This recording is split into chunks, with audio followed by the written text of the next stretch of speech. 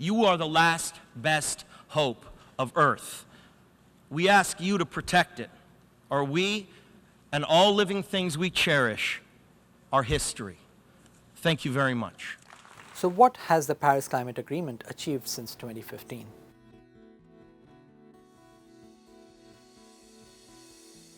Five years ago, the world reached a historic deal. 195 countries signed the Paris Climate Agreement. For the first time, we had a global treaty that truly tackled the urgency of climate change. And yet, it was deemed weak. It was all voluntary. If a country set a goal and didn't meet it, what was the punishment? Nothing but scorn from other countries. If a country left the accord, like the US did, no one could stop it from leaving. The United States will withdraw from the Paris Climate Accord. But that's the beauty, one expert told me. The agreement's weakness is also its strength. By being inclusive, it appealed to so many different sectors of the economy that it helped spur the direction of travel. And the results are for all to see. Hundreds of companies are going to zero out emissions by mid-century. It includes not only tech companies such as Microsoft and Google, but also oil giants like Shell and BP.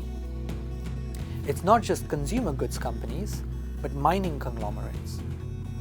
And it's happening in a year when the economy has been rattled by the pandemic. That's surprising, right? Well, not to a group of people working for the United Nations. 2 years ago, they predicted that if companies don't set net zero goals soon, they will be forced to do so by 2025. They called this the inevitable policy response, a wonky but powerful phrase. The main argument was that as the realities of climate change became increasingly apparent, governments will be forced to act, and that's exactly what's happened. In the last 18 months, 7 of the 10 largest economies in the world have set goals to reach net zero emissions. That's having all sorts of knock-on effects. Businesses and investors are singing a different tune on climate change these days.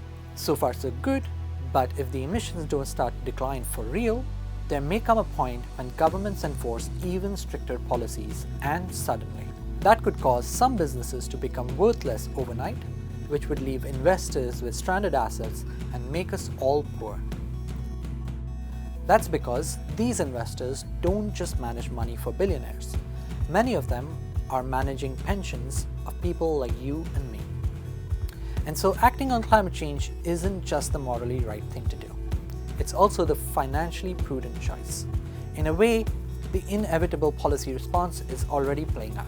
It's a good bet that we'll see more countries join in. That ultimately is the greatest achievement of the Paris Climate Agreement, reached without the threat of any real punishment, but by convincing the world that the threat of climate change is real. This is Net Zero. I'm Akshat Rathi. Follow us on Quicktake and Bloomberg.